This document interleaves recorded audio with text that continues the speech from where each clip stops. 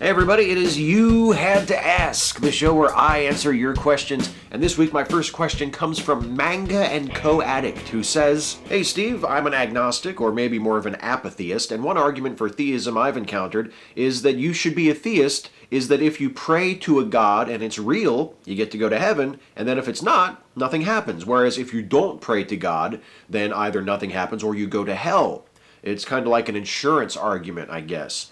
What do you think of the argument?" I imagine you won't see it very positively. No, the argument you're describing is Pascal's wager. It's the idea that based on the potential rewards versus the potential punishments, when you weigh those two possibilities, it just makes more sense to assume that God exists than to assume that he doesn't exist and risk having to go to hell. In your full unedited question, you get a pretty good handle on it. I mean, for one thing, it privileges one particular view of God. It privileges the Christian theology, which does not have to be the way it is. Like, God can very easily exist, and Christianity could still be mostly false, so you would still be up shit creek as far as whether or not you go to hell, if there is indeed a hell. A lot of people talk about how it values deception. It assumes that God will accept people pretending to believe in him in order to get into heaven. I would also like to point out that it misunderstands the nature of belief. You don't choose what you believe. The Pascal's wager argument is basically saying, well, you should choose to believe in God rather than not believe in God because the potential benefits far outweigh the potential downside. But you don't choose what you believe. You are sincerely convinced of things. If you really don't think that there is a God, or if you really don't think that Christianity is the true religion, you can't just choose to believe that. You can profess it, you can pretend to believe it, but that doesn't make it a sincere belief. You still don't truly, sincerely believe it in your mind and in your heart. So the nature of belief is completely misunderstood by this argument, I think. It's a bad argument. It's an argument that's been around for hundreds of years. I really don't know why Christians still make it, to be honest, because I think it's such a pitiful argument.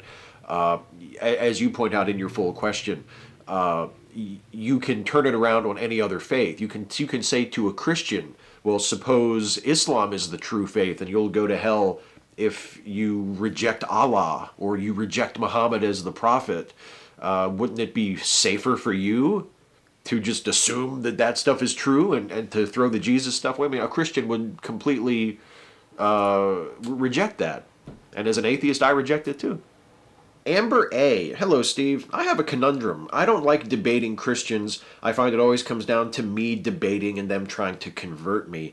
But I don't want to just surround myself with atheists because I don't want to create an echo chamber where people just agree with me.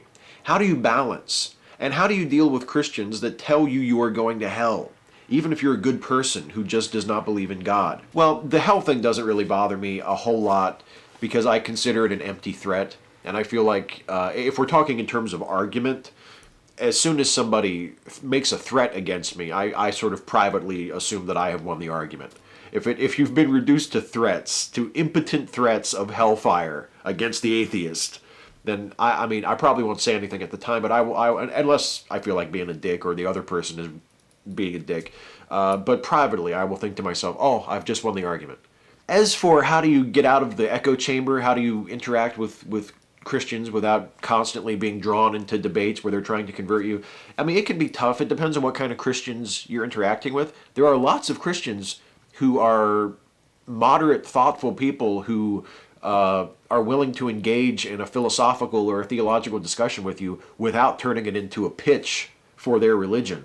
I don't know if they are easy to find where you are or not, but I find those sorts of conversations to be very enjoyable. And actually, even the convert or die sort of people can be turned into a more philosophical conversation if you know how to do it. I think asking them questions is a good tactic. I've always found that asking the other person questions, as opposed to that way you're not on the defensive. Ask them about their beliefs. Ask them about why they believe what they believe. turn it into, not in an interrogatory way, in a conversational way, in a way that displays some curiosity and some interest in what they have to say and in what they think. That can work. And just reading.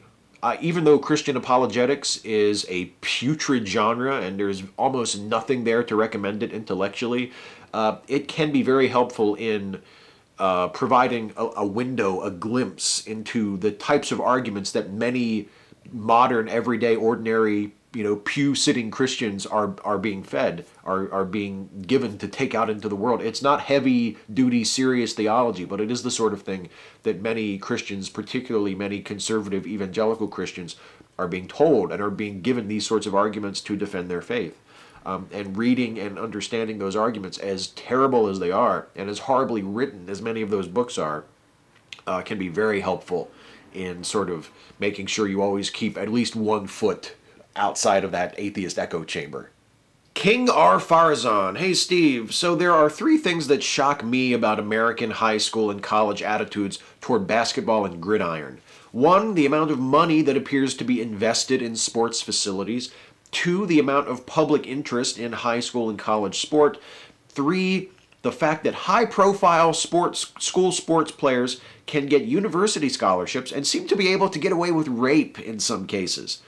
My 2 questions are, why do you think this is the case, and what do you make of it when considering how insane it is relative to many other countries? The simplest answer as to why it is the case is that it is a matter of money and hero worship, I think. We Americans, I think all of us who are sports fans, no matter what country we come from, we all have a tendency to hero worship. We hold our athletes up on a pedestal, and we make of them more than what they are. We idolize them. And when that sports hero is a high school or a college student, we do the same thing, even if maybe we shouldn't do that because they're young and they're supposed to be getting educated. They're not doing this professionally. They shouldn't. I don't think they should be looked at in that way or held up in that way, but we do it because it just sort of comes naturally. They're athletes. They're the stars of our team. They're our heroes. So we put them up on pedestals. And then the money thing. The money thing is interesting because sports programs, especially successful sports programs in schools, draw lots of money. They're huge money makers for the schools. Ticket sales, merchandise sales. And for the bigger schools, I mean, even like licensing rights and TV rights, I mean, they are huge money makers for schools. And the reason why I think that is so coveted is because we're really terrible at funding education in this country. Anything that a school can do to get its hands on money, especially a public school or maybe a smaller university, they're going to go for it. They're going to jump on it as eagerly as they possibly can because money is in short supply for education in this country. It's not the way it should be. I think education should be one of our number 1 priorities when it comes to funding, but it's not. So if you can get people to come to the football games and buy a ticket or buy a t-shirt or whatever and put that money both back into the football program and also back into the school in general, they're going to jump on that. That's sort of the nobler way of looking at it. I think after you get to that point, it kind of takes on a life of its own, and it just becomes about profit and making as much money as possible and increasing the visibility, and it becomes a part of school pride, and pretty soon you're treating the high school sports team or the college sports team just like you would be treating a professional team. And I don't think that's an ideal situation, but then again, that's where we are, and that's where we've been for quite a while in the United States. And you're completely right. As someone looking at this from the UK, I think it must look completely insane. And when I think about it from inside, it's completely insane. Jason with a D. Okay, here's my question that isn't a question. Recast these iconic Star Trek characters with current actors. Ready, go. Harcourt Fenton Mudd, Trelane, Charlie X, Q, Will Riker, Lore, Ben Sisko, Miles O'Brien, Morn, and Gul Dukat. Oh, I have been waiting to answer this question. I feel like I have put together a pretty good list, a pretty good proposed recasting of these characters. I'm quite proud of myself, actually. I've done some work on this question, as you're about to see. Who would I recast as Harry Mudd? Bruce McGill.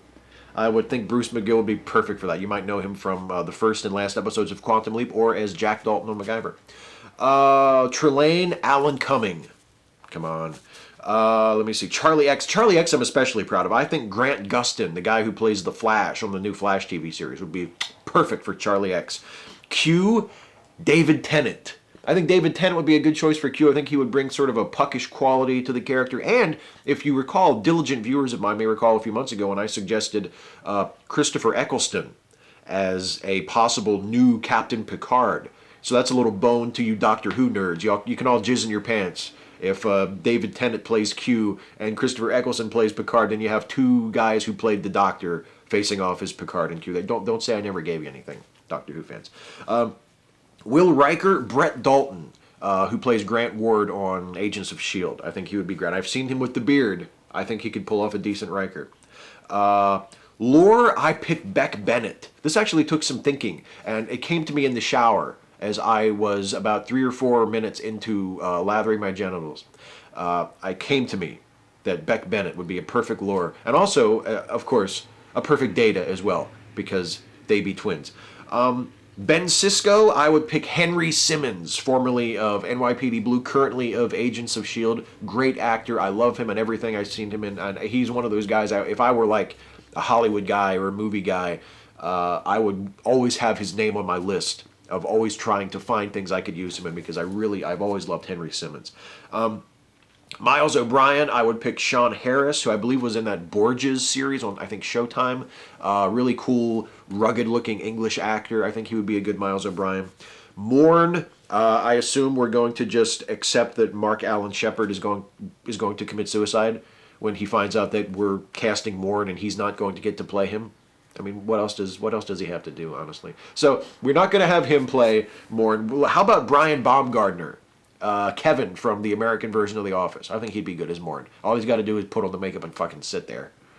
And finally, Gul Dukat. This took some doing, and this was a tough one. But I went with Jason Isaacs. I think Jason Isaacs as Gul Dukat would be really terrific.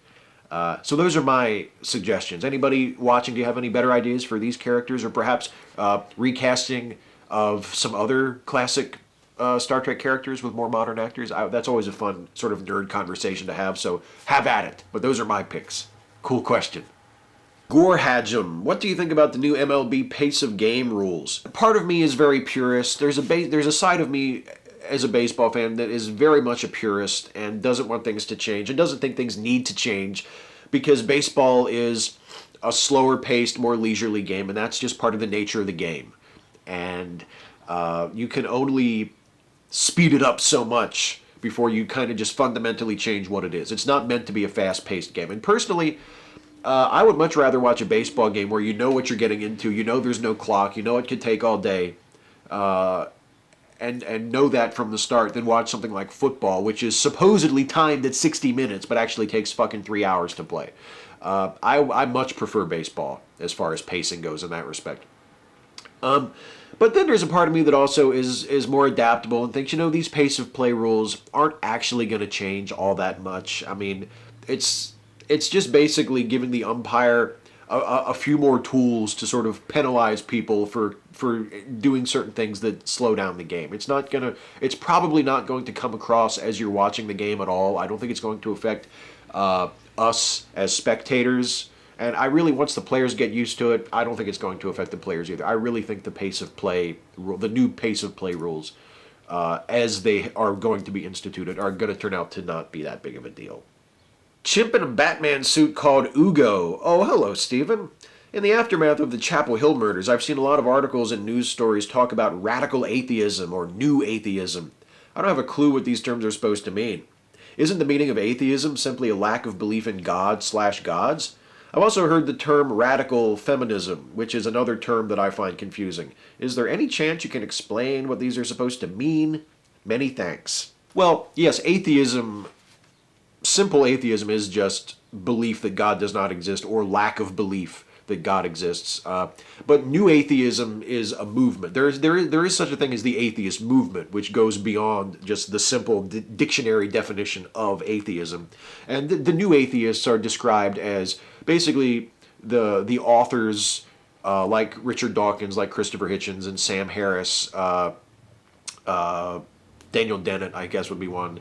And other related authors and people who appreciate their work and admire their work and sort of model their attitudes after them, that have come about in the last 10 or 15 years or so, that have been more outspoken about their atheism and more oppositional, more adversarial toward religion. That's new atheism. And radical atheism, militant atheism, that's kind of just a pejorative for new atheism. It's not completely unjustified. There are some atheists in the atheist movement that I think are a little too belligerent or are a little too hostile toward religion or specifically towards religious people. There are some attitudes among parts of the atheist movement that are a little too angry or a little too hostile for my taste. But overall, I don't really think there is such a thing as a radical atheist in the sense that there is like a radical religious fundamentalist. We're mostly harmless. And radical feminist is a term that I think has been really grossly misused. Traditionally, radical feminism was just a school of feminism that saw patriarchy as the primary engine of oppression in society. It didn't mean like a super angry feminist. It didn't mean a feminist that hated men. It didn't mean a feminist that wanted to that favored like female supremacy. It just meant a particular school of feminism that saw feminism and the oppression of women as the primary and the oppressive nature of the patriarchy as the major engine of oppression in society. And there's some other things in it too, but that's basically what it meant. Nowadays, people say radical feminist to mean like mean feminist or angry feminist or feminist that extreme feminist. But traditionally that's not what the term meant. And so you have to be careful when someone says so and so is a radical feminist. You have to sort of do a bit more reading and find out from the context of the remark which sense of radical feminist they're talking about, the old sense or the new sense. So it can be kind of confusing. Joseph Fobiano, hey Steve, I'm asking this question a tad bit late in the game, but here goes. I noticed the blurb you edited into your ramble about the Chapel Hill shootings. By the way, I've been to Chapel Hill, and it is indeed a mostly safe, ghetto-free community, that stated the shooter's possession of a large quantity of firearms. I'm not sure how I feel about that, to be honest. I know a man who is a gun collector and an NRA benefactor, and he has more guns than I can count. He also lives in a relatively crime-free area and has never had to use his guns on anything other than glass bottles or paper targets. He knows all the rules of responsible gun ownership, and he's definitely the kind of person you could trust with them. And no, he's not me. Is it really necessarily a bad thing when someone owns a lot of guns for no particular reason? I wouldn't say it's necessarily a bad thing. I mean, I know people like you're describing too. In fact, my father and my father-in-law would both be people I would describe like you described your friend. They have a lot of guns, but they're not gun nuts. I mean, they do sometimes romanticize gun ownership or romanticize firearms a bit more than I think is sensible. But they're very safe. They keep their guns locked up in heavy, impenetrable gun safes. They don't make a big deal about owning guns. They're responsible gun owners who have taken safety courses and are very serious and very responsible about their guns. And no, it's not necessarily a bad thing. But I do think on a cultural level, on a societal level, having that many guns in the hands of people is a bad thing. I think it contributes to the gun violence problem. I think it is just way too easy to get a gun in this country, legally and illegally, because there are just so damn many guns out there. So, I mean, on an individual basis, are there people like your friend, like my dad and my father-in-law, and a bunch of other people I know in my personal life who have guns and are perfectly safe and the kind of people that I think are fine to be trusted with guns? Is it necessarily a bad thing? No, it's not necessarily a bad thing. But when you blow that up to a nation of 300 million people, I think it becomes a bad thing. I think there's just too many guns around. I think that is both the simplest statement of the problem and also the hardest part of the problem to solve. There are just too goddamn many guns in the hands of people out there for sale, out there to be stolen, out there to be acquired in some way. There are just too damn many of them. So yeah, when you take that person who says, "Well, I'm completely safe. I'm a sensible, rational gun owner," I mean, okay, maybe I don't need to have one to protect myself, but why shouldn't I have one? I think that attitude, even though it's maybe harmless on the level of a responsible individual, blown up to the level of a country, can lead to some major problems. David Edwards, if the fear of death or non-existence is what causes rational people to believe irrational things, what can we do as atheists, as a movement and individually, to help society overcome this? I think this might be something that we can do by leading by example. Maybe if we are open about how we feel about death, how we deal with our fears of death, how we get past it, how we learn to embrace and appreciate life, even knowing that we're going to die and we don't believe that there's any afterlife waiting for us. Maybe that would help. I know it certainly has helped me. I still have a fear of death. I still am not looking forward to dying at all. But it helps to know that I'm not alone in that fear, and also that people who acknowledge the finality of death and are able to sort of incorporate that into their worldview and into their lives, and to not lead nihilistic, depressing lives, that's encouraging to me. It shows me that, you know what, it's normal. We're normal.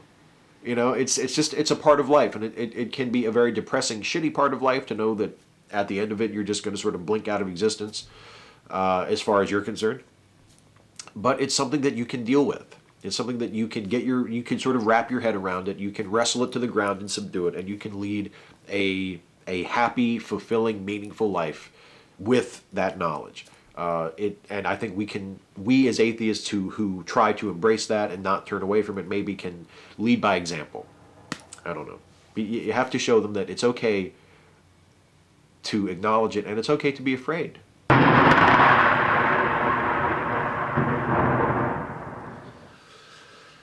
I thought it was going to hit me. I thought that was it. Oh my God.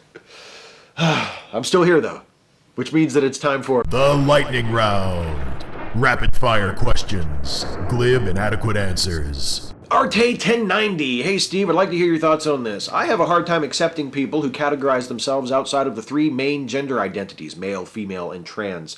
I can understand someone who may say, I'm a man in a woman's body, and the opposite, but when you get into the areas of Facebook where there are 51 gender options, it seems like people are making stuff up just to make stuff up, when an already defined term could have sufficed. Thank you, Art.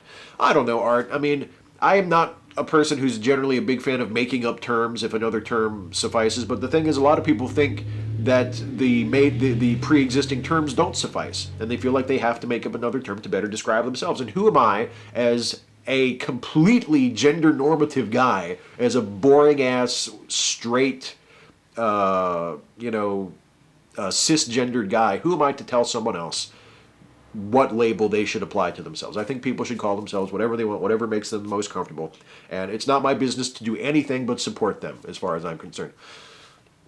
Harvard Hegenhaugen. I hope I pronounced that correctly. I'm pretty sure I didn't. Hi, Steve. Lightning round question for you. What are your thoughts on the recently released image of Jason Momoa's Aquaman design? It's very dark and moody. Haven't seen that before. Yeah, I don't know. I hope it's a good movie, but my optimism dwindles every time I see something new about it. Nolan Green, question: are you aware of the concept of asexuality as a sexual orientation? Yes, I am aware of that. Thank you for asking, Nolan. Just the tip. Hey Steve, I'm dating this girl and it's been 6 months and it's great. I finally started introducing her to my friends and family, and everyone told me that she looks like my mom. Even my dad told me. Now every time I look at her, I keep thinking of my mom, and I feel gross. I'm really trying not to let this affect me, but it really is. At the same time, I don't want to break up with her, because I feel like if I do, I would be an asshole. But at the same time, I don't want to stay if this is going to be a struggle for me. And she does not deserve this. She's a sweet girl. What would you do in my shoes? Thanks, Steve, you sexy, sexy, delicious man. Yummy in my tummy, you fake wrestling sexy-ass bitch. I love you, homie. Oh, thank you, just the tip. You're going to have to try to get over it.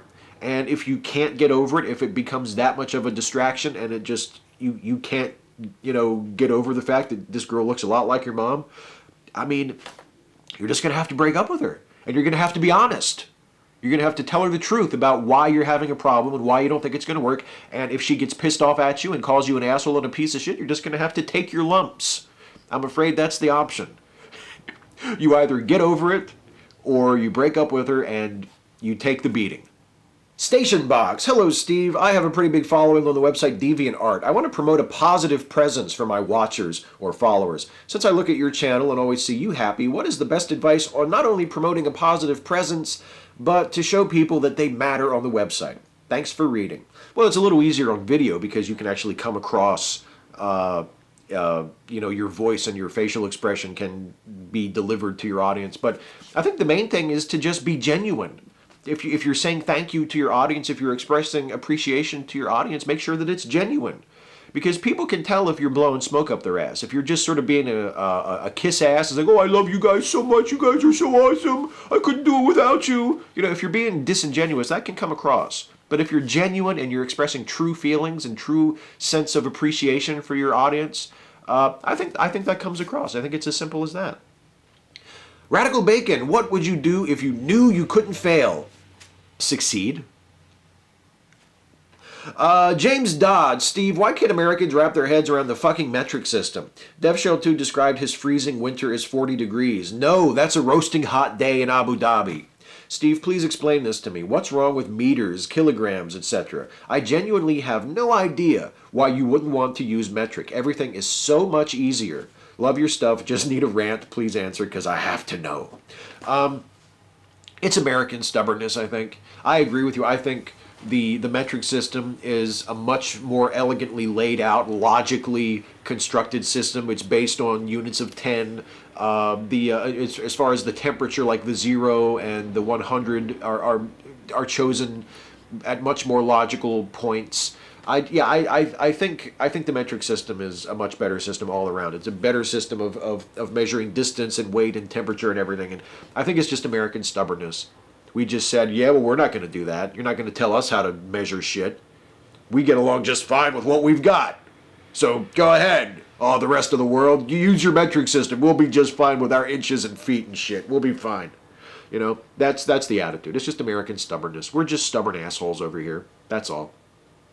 Hey, that's it for the questions. That's it for the lightning round. Before I get out of here, I'm going to do a shout out. And the shout out this week goes to an awesome YouTube channel run by an awesome guy named Neil Carter.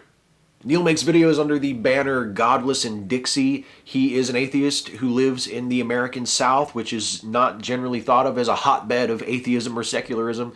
And if you're like me and you love a calm, intelligent, rational, reasonable voice promoting atheism, Neil is your guy. He is such a great presentation of just a likable, friendly, intelligent atheist. There's a video on his channel of when he participated in Interview an Atheist in Church Day. I think it's like a couple years old now, but it's really excellent. It's a great video. He has another video on how to be godless in Dixie, how to sort of be an atheist when you're surrounded by a very super religious culture, other stuff like that. It's a great channel. There's not a huge amount of content, but everything there is really high quality, and Neil is just a great guy to watch and a great guy to listen to. So Neil Carter's YouTube channel, that is the shout out this week. Very, very richly deserved. Great stuff. Check him out. Well, I have one more announcement this week. Tonight, actually, if you're watching this video as I upload it, Friday night, I will be a guest on Packard Pokes At, the podcast that I was a guest on a few years ago, actually. I'm coming back. I'm a returning guest on Packard Pokes At. It'll be tonight, Friday night, starting at 10 p.m. Eastern, 9 p.m. Central, which is Packard's time zone.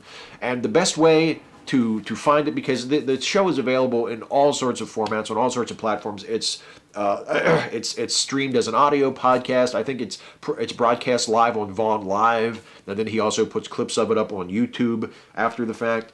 The best way to find it is to just go to packardpokesat.wordpress.com, and you will find all the information you need to listen to or watch the show. And I'm going to be on there live tonight, Friday at 10 p.m. Eastern, 9 p.m. Central. Packard Pokes At. Watch that, listen to that, do whatever the fuck you do with it.